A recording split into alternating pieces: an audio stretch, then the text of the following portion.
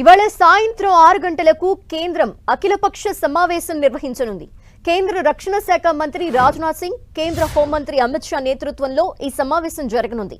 పహల్గాం ఉగ్రదాడిపై కేంద్రం తీసుకున్న నిర్ణయాలను అఖిలపక్ష పార్టీలకు వివరించనుంది కేంద్రం. ఈ అఖిలపక్ష సమావేశానికి కాంగ్రెస్ పార్టీ తరపున రాహుల్ గాంధీ, మల్లికార్జున ఖర్గే పాల్గొంటున్నారు. అటు టీడీపీ తరపున టీడీపీ పార్లమెంటరీ నేత లావ్ శ్రీకృష్ణదేవరాయలు పాల్గొంటున్నారు.